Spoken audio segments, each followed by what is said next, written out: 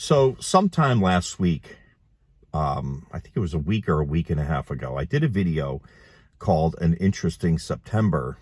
And I was talking about how I thought September of 2022 would get completely crazy. And I still believe it. And I don't think it's disappointing the first 6 days of the month. We'll talk about that today. We'll also bring up some comments of the day and we'll hang out. My name's Tom. You're watching the Watchman River channel. And as I always do every day, I'll remind you, I'm not a prophet. I'm not a pastor. I'm not even a great teacher. I'm just a dude that loves talking about the Lord, and I love hanging out with you. So let's get busy. Grab a drink, grab a coffee, tea, soda, pop, whatever you call it, cracker. Grab whatever you like to eat or drink when you're hanging out with an old knucklehead like me, and we'll get busy. Okay, so if you remember, yesterday, I went over 12 numbers that show that we are getting dangerously close to an economic crash as the fall of 2022 approaches. If you didn't see that video, find yesterday's video. I go through all those points. Today, I wanted to do something different because, amazingly so, today's article is a list of 33 things we know about the coming food shortages. And I have a point in this, but I'm going to go over these bullet points very quick of what's going on in the food world, okay? Number one, the hard red winter wheat crop in the United States this year was the smallest since 1963. That's the year I was born. That's a long time ago. But in 1963, there were only 182 million people in this country. Now there's 329 million. By the way, the river's not behind me because it was raining so hard that I tried to record down at the river and it was so loud I had to find shelter. I had to drive like 25 minutes to the mall. So you have to look at an empty parking lot behind me. All right. Number two, it is being projected that the rice harvest in California will be half of what it would be in a normal year. Number three, the U.S. tomato harvest will come in at 10.5 million pounds in 2022. That's over 1 million tons lower than a normal year. Number four, this will be the worst U.S. corn harvest in at least a decade. Number five, year-to-date shipments of carrots is down 45% in this country. Number six, year-to-date shipments of sweet corn in the United States is down 20%. Number seven, year-to-date shipments of sweet potatoes is down 13%. Number eight, year-to-date shipments of celery is down 11%. Number nine, total peach production is down 15%. Number 10, almost 75% of all U.S. farmers say that this year's drought is hurting their harvest. Number 11, thanks to the endless drought, the total number of cattle in Oregon is down 41%. The cattle.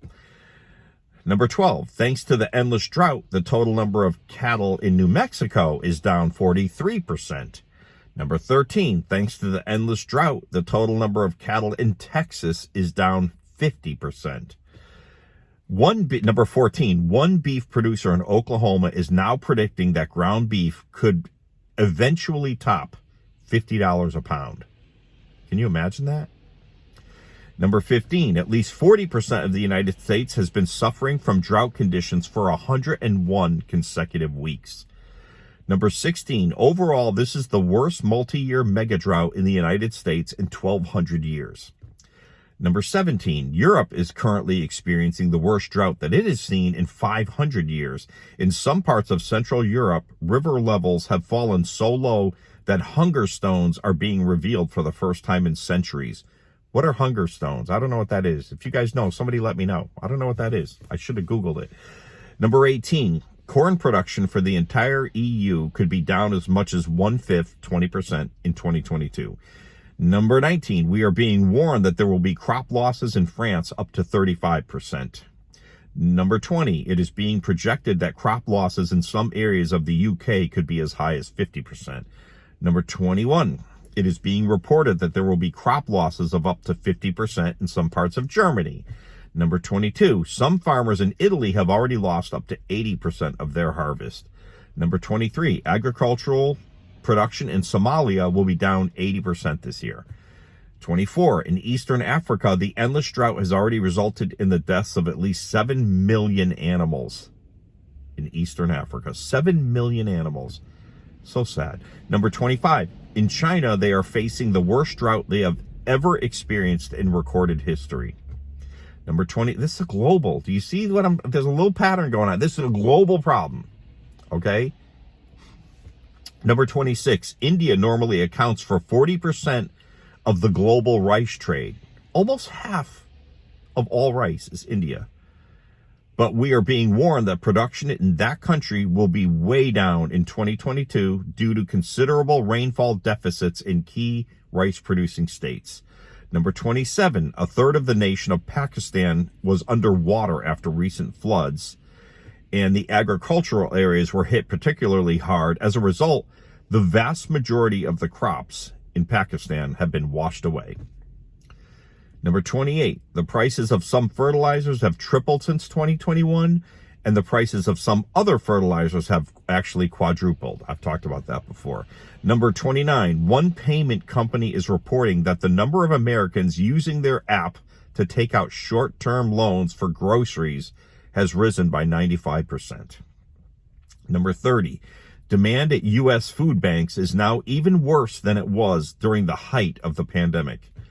Number 31, the World Health Organization is telling us that millions of people in Africa are now potentially facing a very real possibility of starving to death. Number 32, according to the World Food Program, 828 million people around the world go to bed hungry each night. Needless to say, that number will soon be much higher. Number 33, UN Secretary General Antonio Guterres has publicly stated that he believes that it is likely there will be multiple famines in 2023. It's incredible that it goes on in this article. I'll try to remember to put this article in the description box below. But it even goes on to talk about how a mother couldn't get food, couldn't get school supplies for her kids. You know, it's crazy. I think that might have been in yesterday's article. But my point of this, and I was talking to my wife about it this morning, is if we had one crisis that was global, you know, throughout the entire world, let's say famine was the problem globally, and that was the one crisis kind of the whole world simultaneously was facing, you know, maybe we could take some steps and correct it. Maybe there'd be something we could do. I don't know food science at all, but maybe there'd be steps we could take. Here's the problem. Not only are so many of the countries economically collapsing as I speak, but we have the famine problem. We have the country's economies collapsing. We have civil unrest in more than half the countries in the entire world, and it's growing every day. We have earthquakes happening all over the globe, and their frequencies they're just ramping up. We have so many crises happening. When you look at what's going on with the pestilences in this world and the new things they're finding all over the world, the scientists are puzzled as to why so many pestilences are rising up. And we know why. Jesus is coming soon. You know, the Great Tribulation is about to take place. But we're seeing this thing. Everything is happening simultaneously around the globe. And everyone's starting to buzz of who's going to fix this? Who's going to solve these problems? Well, after we're raptured, snatched away by Jesus to meet him in the clouds, which I think we're on the cusp of it. I think it's going to happen so soon. After that happens, they're going to find their solution, supposedly. It's going to be the Antichrist. He's going to arrive on the scene. He is going to be so charming. I don't think he's any guy you know. I know everybody keeps telling me it's our last president or the one before that. I don't think it's an American. I think it's somebody, I personally think it's somebody from the area of Iraq, Iran, Syria. I think that's where he's going to come from. I think the global elite know who he is right now. I really do. I think they're waiting to introduce him. I don't think it's anyone. People say it's the dude from France, Macaroni. It ain't him. He doesn't have the charm. You know, some people said it's 44, the last president. People hate that guy. Who would fall for him? The whole world is going to fall for this guy. They're going to be on their knees saying he's going to be doing supernatural stuff. It's not anyone that's famous right now that everybody knows. It's an unknown guy that's going to rise up quickly, and he's going to fool everyone. Not everyone, but almost everyone. And it's close. It's so close. This month is playing out. There's a rumor going around right now that today in the stock market, that some of the big names are going to dump billions and billions and billions of dollars. Just dump them. We'll see what happens. They say today is going to be a very interesting day in the stock market. I know one thing. I'm not in the stock market at all. I'm not at all. If I was, I'd be getting out so quick. I wouldn't put my money. That thing's about to crash. But, I don't want to panic you because there is good news. But I don't put my faith in money. I don't put my faith in sports stars. I don't put my faith in entertainment. I don't put my faith in my stuff or guns. My faith is in Jesus and Jesus alone, because he is the only solution to all these world problems. Do you realize that? So I talk about all this bad news. And man, if you don't know Jesus, it's scary. The world is heading into like I said, it's not just one thing. It's all these puzzle pieces that are clicking into place, and they're making a picture of the Great Tribulation. And I'm telling you right now, I believe the rapture is this year, and I believe it. I think it's the final piece of the puzzle. I think once the rapture clicks, everything, if you think, yeah, the world is really crazy when you look at all these things individually that are going on, but it's just not chaotic enough. No, the rapture, millions, I don't know how many people are going to be raptured. Sometimes I think millions upon millions. Other times I think, man, when I look around the world, man, it's going to be a lot less people than we think. I don't know. Jesus knows. That's a beautiful thing. He knows when he's coming back. He knows who he's taking with him, and that's the beautiful thing. We don't have to worry about that. But when people disappear like that, and they tell the people it's UFOs, there's going to be chaos. There is going to be chaos. And then you got to remember, each one of us that's being snatched up to Jesus, we contain the Holy Spirit. When you take that much Holy Spirit out of the world in one moment, there's going to be a flood of wickedness and corruption that's going to we're not going to be here to hold them back anymore. Right now, we are the restraining force that holds back Antichrist. Once we're gone, watch out. You do not want to be here. You do not want to be here for those 7 years. Trust me on that. It's going to be horrible. The worst time since man was created to be on earth. And the amazing thing is, if you turn to Christ today, sincerely in your heart, you don't have to worry about it. I don't worry about, I talk about all the stuff that's going on in the world that's bad. I sleep like a baby at night, most nights. I don't worry about this stuff because Jesus said, don't worry. Don't worry. He's on a throne. He loves us, but you have to turn to him if you don't know him. You have to turn to him. If you don't know Jesus, you're going to have nothing but bad things in your future. And you may say, I don't believe in him. Doesn't matter. It doesn't matter. I love how everyone is an expert in religion and politics. Have you ever noticed that? You can talk to a global elite person or a homeless guy and say, what do you think about God? Do you believe in God? And he'll say, well, this is what I think. I think there's a God. I really do. But what I think is when we die, we get buried in a Walmart parking lot, and then we go into this eternal sleep. Everyone has these intricate theories of what happens when you die. I think that our soul leaves and we reunite with our animal spirit, and I'm just, everyone has these deep, and I always think well, where did you get that from? You can't, and if you question it, if you say, well, that's not in the Bible, don't you dare question what I think about religion or God. I am allowed to have, this is all in the last 50 years. This is all grown where everyone's an expert, but they don't have a source. Their source is their brain. So they're playing Disney games. They're making up this fairy tale land of what goes on when you're dead, but they don't have, their source is their brain. It doesn't make it real. You know what I mean? So, we have a source. We have the Bible. It's an incredible source.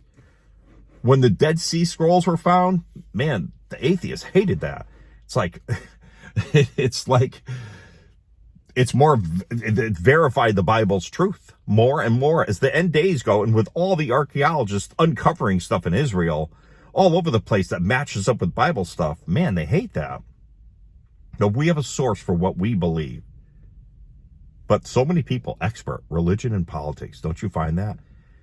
You bring up politics, man. They know it. Like they know all, even if they don't know who the vice president of the United States is, they have theories about the government. So anyway, if you don't know Jesus, it is time to turn to him. It is time. You have to bow your head and you have to say, Jesus, I've sinned against you and you alone. God, I've sinned against you. I believe, Jesus, I believe that you lived a perfect life and you got nailed to a cross and you shed beautiful blood and you were buried in a tomb and you rose again. I believe all that and I need a savior. That's what Christianity is. You say, I'm going to turn from my way to you. I'm going to trust you. I'm going to trust that your blood, your atoning blood gets rid of my sins. I'm going to trust in you, Jesus. I'm going to put my life in your hands. That moment you're saved. That's how easy it is. That's Christianity in a nutshell. That's how easy it is. Jesus was predicted the entire Old Testament. The world needed a Messiah. Everything in the Old Testament points to Jesus. And he came. He lived a perfect life, not one sin, total perfection. He died, he bled, and then he presented that blood to the Father. And when he rose again, and he ascended to heaven, he showed the Father that blood. The Father was like, that's perfect. Now the Father can look at us again if we belong to Jesus, because the Father doesn't see sinful, knucklehead, bald Tom. The Father sees Jesus in me. Isn't that beautiful? I love that. Gives me security, because even though I fail and I stumble, just like all you guys do, and I question, and you know what? I belong to Jesus and I know it, and I have his Spirit in me, because that's what he does. Once you believe all this and you just say to Jesus, I'm turning to you. I'm a sinner. Forgive my sins. Like he puts his Holy Spirit in you, and it guides you and it leads you and it changes you over time. And it's beautiful. So the Father can look at me and say, that's my son. I see my son in that Tom. And he'll say it about you. It's the most beautiful thing that's ever been. It really is. Let's get to some comments, okay? Let's see. Can I do one thing before we get to the comments? Can I just skim a little bit of the news headlines from yesterday to reinforce how crazy this month is becoming? Listen to this. Las Vegas, New Mexico has only 20 days of fresh water left before residents drink cancer-causing particles. How sad is that? How sad. I lived in Las Vegas for 2 years. That water is low, and I think when it gets that low, they're going to be drinking bad stuff, and it breaks my heart. Breaks my heart, but we're not long for this world, brothers and sisters. Pakistan food crisis worsens. Over 1.25 billion of crop damage in Pakistan floods. 3 million acres of cropland adversely affected. The world again is on the brink of war. Taiwan shoots down Chinese drone for the first time amid rising tensions in the Indo-Pacific. The wars are ramping up, folks. They're ramping up. 12 numbers that show that we are getting dangerously close to an economic crash as the fall of 22 approaches. I think that's the article I read yesterday. This is a weird one. You guys got to verify this if you're in California. They're not saying where in California, but small piranhas, beachgoers in California, are plagued by swarms of tiny hungry bugs that bite their feet and toes, causing pain and drawing blood. Anybody hear about that? You guys in California know that? It's pretty weird. Did you know that today is the start of the 5 First Saturdays devotion of reparation to the Immaculate Heart of the Blessed Virgin Mary and its blasphemy? You know, I spent the first 12 years of my life in the Catholic Church, and It is so sad. My heart aches for Mary. I just feel like she was this special young girl that God chose to bring Jesus into the world. She was no different than any of us. She was just, she definitely was a incredibly beautiful, and I don't mean beautiful outward physically beautiful, but she was a beautiful soul, and Jesus, God knew who to choose to bring Jesus into the world. But the worship of her, I can just see her in heaven going like, please stop that. Please stop that. It's terrible. It's terrible. They literally put her. That's why I'm anti-rosary.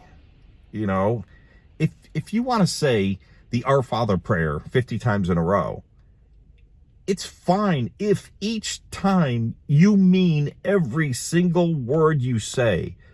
But I have seen priests in my life when I was a Catholic and when I was a kid, and I remember looking at this priest going, I don't get what he's doing. Like, I understood what the rosary was. I had one. I didn't do it. I was too lazy.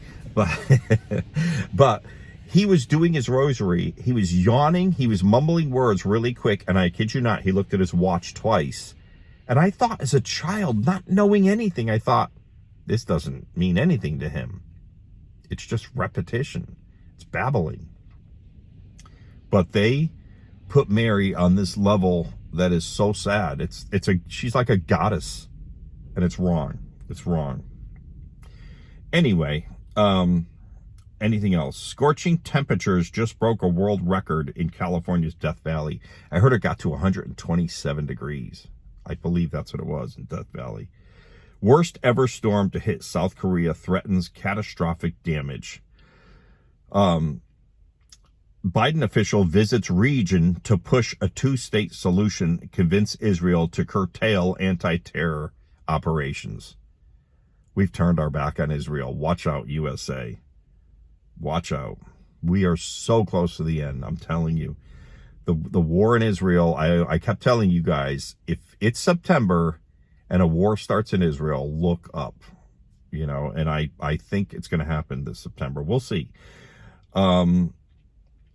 A deal based on lies. The agreement with Iran will make war more likely. That's for sure. Of course it's going to. And that deal's going to go through this week or next week. And then watch out, because Israel has to respond then. Once that deal goes through, Israel has, everything is so lined up right now, isn't it? Can you feel that? All right. Oh, this one freaked me out. I don't know if I talked about this yesterday. I saw this yesterday. Oh, this one just freaked me out. I can't even tell you. Over 1/3 of senior pastors, these are supposed evangelical, supposed Bible-believing churches, okay? Over 1/3 of senior pastors believe good people can earn their way to heaven, a survey said. Does that shock you? That shocks me. That shocks me, and those are the pastors that are going to hear Jesus say to them, away from me, I never knew you. I guarantee you. Because they're teaching good people can go to heaven. No. Spirit-filled Christians who are born again, because flesh gives birth to flesh and spirit to spirit, people that trust in Jesus and are filled with his Holy Spirit go to heaven. There are no good people. There's not one good, not one. You can't earn your way to heaven. Why would Jesus die on a cross if you could earn your way to heaven? Why would he do that? It makes absolutely no sense. And that headline, when I saw that and I read the article, it just flipped me out. I just can't. How do you... But it all comes down to, do you remember, I'm just babbling, I'm sorry. Do you remember when I told you 3, 4, 5 weeks ago, I was talking about pastors, and I told you how one guy, I think it was Billy Crone, talked about somebody who he knew that went to seminary, and on the last day of seminary, the professor said, how many of you don't believe any of this? And he raised his hand And this guy said half the hands went up in the room. And then as he was leaving, he was shocked. Whoever this guy was who went to seminary, he was shocked. And he heard somebody walked by him. Two people from the class walked by him, said, I don't believe it, but it's a good religious gig. How horrible is that? How horrible is that? That is so depressing. But how do you know, if I'm going to be a wicked, evil man and try to just get tons of money for myself and power and, I still wouldn't do it that way. That would scare, that still would scare me. Messing with, because each one of those senior pastors has a supposed flock that they're in charge of. And they believe good people can get to heaven. And it's so like they don't open the Bible. It really, I want to say it's depressing, but that's not even the right word. It's just scary that people are sitting in a church with that kind of person leading it, who doesn't understand the gospel, the good news that Jesus died for our sins, and that there's no way to heaven except by Jesus. Jesus said, I am the way, I am the truth, and I am the life. No one gets to heaven but by me. We got to get to these comments or this video is going to be 3 hours. All right, Wanda Gordon. I will never get tired of hearing I need Jesus. Hearing it every day helps me keeps me close to him every day. Thankful Jesus uses people like you to remind me every day that I need him. I do it for myself too. Sad thing is, many people only come searching for posts like this when they feel desperate. When they feel better, they push him back to the back burner. In good days and bad days, I need you, Jesus. I cannot live a minute of my life without you. That's a good one, Wanda. That's true. It's true. Most people reach out to Jesus when they're at the bottom, and that's okay. But you're right. A lot of people do reach out, and then when things are better, they just push it away. Paul Sheffield. I love this guy. He said, I feel so sure, so positive that the rapture is going to happen this month, that it's almost like God has put it in writing. It's strange. Every year I've looked for Jesus' call, but doubted it toward the end. Me too. This year I'm totally confident for reasons I can't explain. I think that's a lot of people. I think it's a lot of people. I can't argue with. I have to be honest with you guys. I've been honest since the day I started this channel. If I suddenly feel, and you guys aren't going to like this, but I'm going to be honest the whole time. If I suddenly feel like, wait a minute, it's not going to be this year, I'm going to tell you right away. I'm going to tell you right away. If all of a sudden something leads me to think, no, it's probably 2023, I will tell you. I promise. You're not going to like to hear that, because it might be before the year's end this year, and you'll be like, no. I get it. But I'm going to be honest with you guys. Bottom line, I've been honest from the day I started this. Hey, I want you to pray for this guy at this next comment. This is a friend of mine, Chad Vale. And I have a really tender heart for this guy. This guy needs prayer. He said, I ask with a heavy heart for prayers, not for myself. No, I want you guys also to pray for Chad. All right. I ask with a heavy heart for prayers, not for myself, but for my son, Caden, and my old friend, Vicky, that the Lord open their eyes soon and that they stop being stubborn and closed, accept Jesus, and get saved. Thank you all in advance. God bless. Be safe. And Tom, thanks again. I'm not going to get into the reasons why I read this. I'm just going to please ask that you pray for Chad, for his son, Caden, and for Chad's friend, Vicky. Okay, please do that. I've been praying for them. And so I'm thinking something. Tell me what you guys think about this, okay? And then I'll end the video. We had that community post a few weeks ago. If you remember, Renee Velez gave me the idea. She said we should have a community post where people could put their loved ones that aren't saved. And time is so short. So we got to do this quick, all right? We had this community post where people could put their family and their loved ones who aren't saved. We could all pray for them, hoping that they turn to Jesus before the rapture. All right. So we put that community post, and there ended up being 2,400 messages on that post of people asking for prayer for their loved ones and then people praying for them. Well, there was a lot of people that couldn't get to that post. So we turned it into a video and we uploaded it to the Way in the Wilderness channel, which is two guys named Ryan. It's a good channel. Search for Way in the Wilderness. That video is there. But there's been so many people since then that have said, I didn't get to add my loved ones to that. So, and there's no longer any activity in the community tab because it's old now. It's a few weeks. So I thought about something. Tell me what you think of this. If you guys like, if I hear a lot of people saying yes, yes, yes, I'll do it. And if not, I won't. I was thinking, what if I did a video? I do videos Monday through Saturday, one a day every day. What if on Sunday morning, I uploaded a video that just basically introduced, it's this week's prayer video for the lost, the unsaved, your family and friends. Put them in the comments below. What if I did it once a week, every Sunday, where I just talked about what it was, and then 3-4 minute video, maybe 5 minutes, I don't know. I step back, and for that week, we have that one video where we can all put our loved ones in the comments, and we can all pray for each other. And you guys will, and I'll number them. I had a name, just, a really generic name. I wrote it down for the idea. Pray for Those Left Behind series number 1. Pray for Those Left Behind series number 2. And it would be a place where each week you could put your family and friends in there and people would be praying.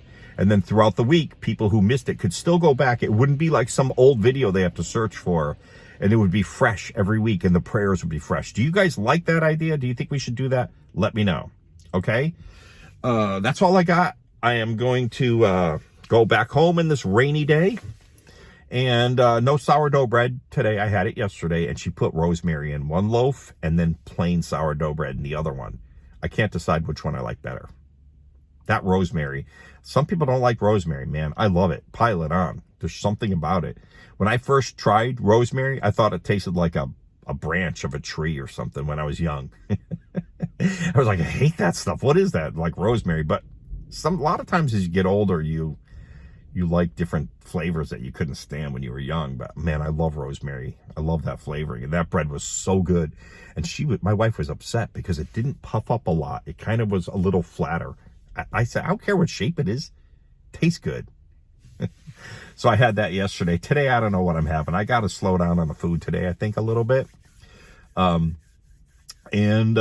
else? I haven't had Pop-Tarts in a while because I'm trying to, I'm going to like get diabetes or something. So I try to be a good boy occasionally. But that's what I got for you guys. I am going to shut the camera off, and I'm going to pray for every person who bumps into this video. Look, we are on the cusp of the rapture of the church. I really, really believe that. And I just want you guys to be praying for each other. And I want you guys to realize that time is short. Man, it's time to talk to your family and friends. But I'm going to pray for every one of you who bumps into this video. And God willing, I will see you tomorrow morning. Take care.